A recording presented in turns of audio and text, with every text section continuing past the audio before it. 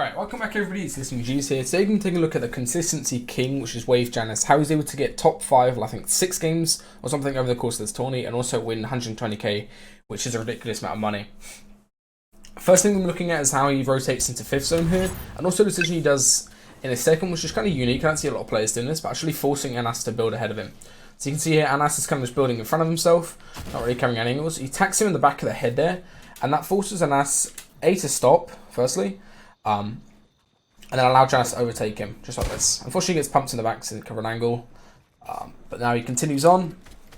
And it's something JannisZ is very good at, is always overbuilding when he needs to. So you can see here, he comes in, just overbuilds a little bit, and then boxes in. This timing where JannisZ kind of is getting focused behind him, and JannisZ is very close to zone, right? He's right next to the edge of zone here. He starts to go in a little bit, but he's letting these people down on the south side get focused. Also, he waits for Aquid's attention to go away. Waits, rotates into zone for free, and gets deep in zone.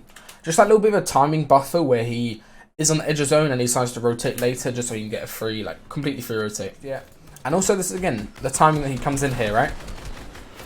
He's looking for a hold kill on his backside. Picks up Nate on the back end, trying to go for this kill. He doesn't overcommit to it, right? Even if he kills the noof, what is it, 4 points, right? Whereas he can put himself in a much better situation and find a pad or find a top to recycle in a second by not overcommitting to that. So he doesn't overcommit, instead starts scouting, taking that time to scout. Fully scouts, hit his pad, and he spots it bottom left. Comes over to it, gets a free pad, and this is the one thing that I kind of noticed, is he gets beamed here, right? And he doesn't actually get scared or anything by this beam, is he just commits into where he wants to land, lands fully, boxed up in zone, takes his tank of zone, which is actually quite a smart move, doesn't get him focused. He's still looking for a pick here on the backside, since he needs a harpoon kill. And he's running to zone. He's got really good awareness of when he actually has to rotate into zone late. So he gets this pick, and you see how close he is to zone when he gets this pick, right? Drops on salute, gets Midas off that. Gets caught there, comes around. This is the thing that can be quite sketchy, is if you get that timing on the pick wrong, is you can just die to Storm, right? You can be jumping back in Storm going for loot, and then get held yourself. But he gets that timing, gets punished for it. Now he's able to come around. And this is where he completely, like, saves this game, right? Is he overbuilds this whole distance here. He gets a lot of mats off that kill. He overbuilds this whole distance here. Not scared about wasting mats, just to get his minis off and play his life. Whenever you get an impact kill and you're good mats, do not be hesitant at, like, expending those mats to keep yourself alive, right? If he tries to save mats by doing a stair tap or something like that, and just one bullet comes through, then he's out the game and he gets no extra points, right? Overcommits his mats. Now when he's a little bit healthier, he can do, like, more of a risky stair tap. Comes down onto low ground. And this is another thing I noticed in a couple of other games I've already watched, is he is so good and so aware at realizing when he should go to low ground. When he's bad mats and he needs that impact kill, when he should go to low ground, whenever it's pulling down elevation, right? You can see on the map, it's pulling down elevation. He's going to realize, okay, I'm going to drop straight for low. Low ground, zone pulls far again, and this is when he realizes only 12 builds. He has to go completely low ground now and try find that impact kill. He's not really going to be able to do well this game. He's already got enough placement, right? Just off that one kill and overbuilding. He's got enough placement this game to make it a good game. But he comes low, gets that impact there, and then look at this piece control. Instead of going for that edit when he doesn't know Steelix's HP, look at this piece control. He grabs the back wall behind him, so Steelix inside the box can't trap him, edits through, and then resets, and then goes around. Just the thought of him, like, taking that wall to not get trapped is huge, because it basically allows him to get this kill here on Steelix as he tries to come around. Gets that kill. Another impact. I think he spent a little bit too much time here trying to go for the mats. He didn't really get enough mats off the first guy he killed. So he's kind of forced to come low. If he maybe got like 30 mats, then maybe he could go for a high level, could maybe look up for high. It's just the fact he's only got like 10 builds, he doesn't need another impact before he can win the game. And he just dies to that NAS as he comes through. But still, that's a really well played game. Just the timing on when he can get those impacts. And also there's little timing buffers where he realizes, I can go for an impact now, I don't need to rotate, I can spend a little more time just waiting here, and then, okay, now zone's this close, I've got like 3 seconds till I have to move, I'm going to start scouting and I'm going to move instantly afterwards. This is the game where JannisZ is actually able to win, and we're going to look at his loadout going to moving zones. Harpoon here is crucial, this is basically his only way of getting refreshes. He only gets 2 kills, he's always quite like a low fragger. So we'll look at how he uses Harpoon. Obviously he has a pad, so he's going to decide to use that on first moving. There's no real need, if you have a pad in solos, to risk recycling, unless you have a lot of floppers where you can kind of do it like risk-free and not take any damage as you're going for it. So we can see here, takes his time getting set up for this pad. Scout's got a bunch of different options where you can go from. And he's going to decide to pad from just out here his box. Scouts now. And there's a nice high pad. He makes sure to like actively get his glide actually over there, so he doesn't pull his glide too high in case high ground shoots at him.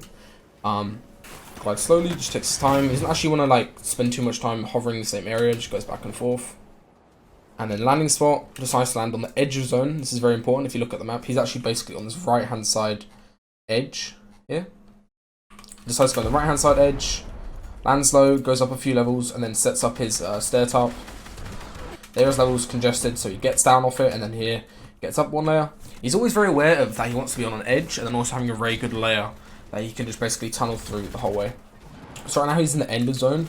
He's basically just waiting. He doesn't actually do anything active during this period of time. He's just sitting here and waiting, and then as soon as zone doubles far, that's where he's just getting a lot of information. As soon as double far, right, it pulls into the like dead side of this zone. Look at what he does.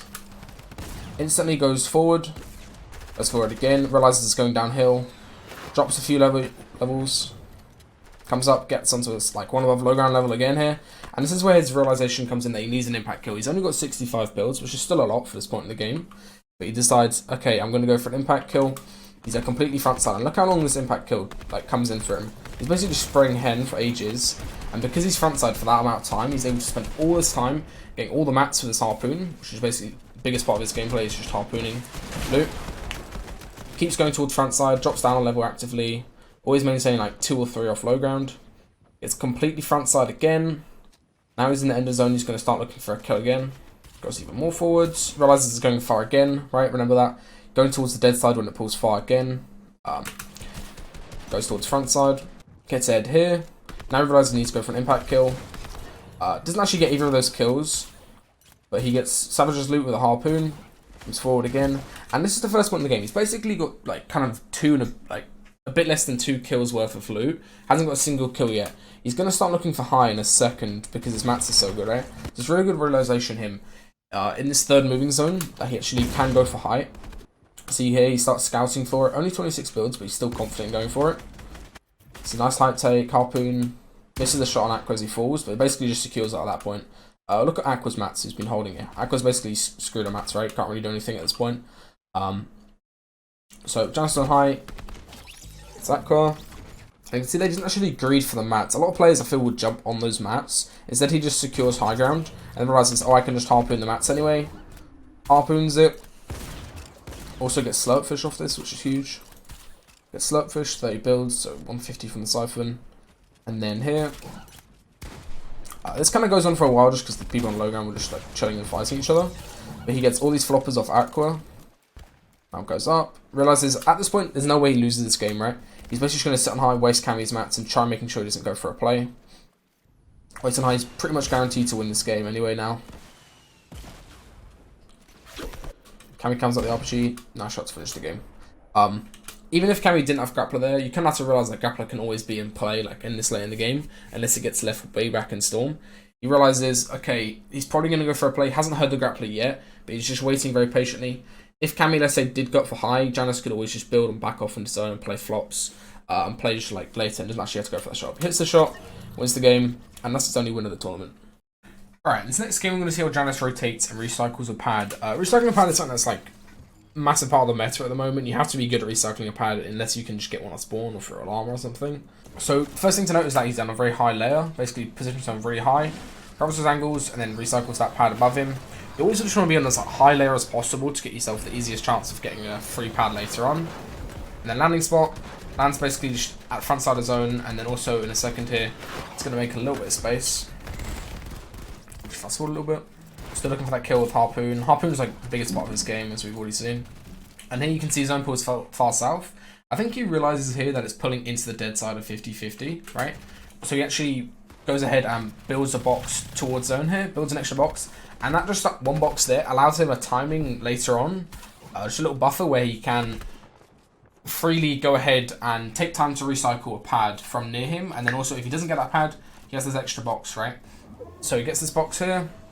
Crosses over, pretty safe, and covers angles behind him with the backwards ramps, and then pads. And then look at his landing spot. You might think this is like the most dangerous and obvious landing spot, because of how high his glide is, he doesn't really want to commit into this, right? There could definitely be some people who want to land on this exact same spot as him. So he does a nice decision here. He comes back and around and then lands on this kind of mid-ground layer. Just deciding to not land on that very, very high, obvious layer, going back in Storm, saves himself getting 50-50 to something there. And we can see now that he's at front side, he doesn't actually rush and try holding front side. Like most players, they'd land and they just immediately start tarping, right? He takes his time, fully scouts, gets all this information as much as possible, and he sees Scotty building up here, this tarp, and he recycles it, right? Realizes it's pulling up this hill. Easy way you can realize wherever it's pulling is looking at your minimap, and if you see one of these grey lines, right? You see there, grey line, that means it's going up like a decent chunk of elevation, like at least 4 or 5 meters. Recycles this tarp completely for free. I think here he just kind of realizes, I don't think he was intending to play for height. He realizes, oh, I can just have height for free here, nobody's really contesting. Goes up for it, very conservative on mats. You see how cheap this build pattern is he did here? Look how cheap this build pattern is, right?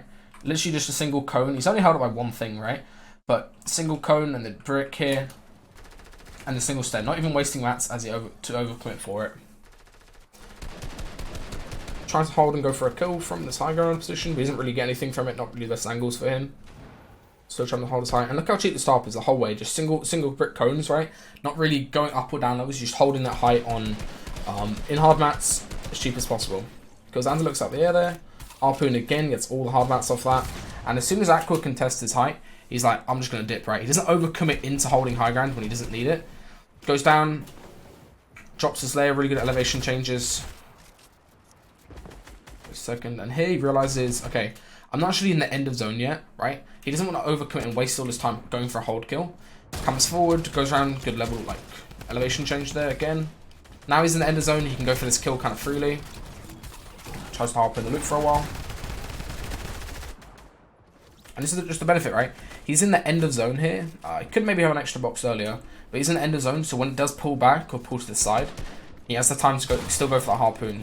Gets all the hard mats off that. As well.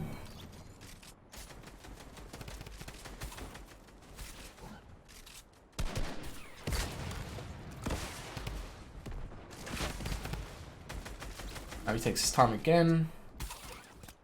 Hop in the mats down below, doesn't quite get them. And this is where he realizes, this is a really important thing, is he spends all that time into zones completely on his back, and then completely drops off that level, right? He realizes with the mats he has now, he's not going to do well this game and get like top 5, top 3.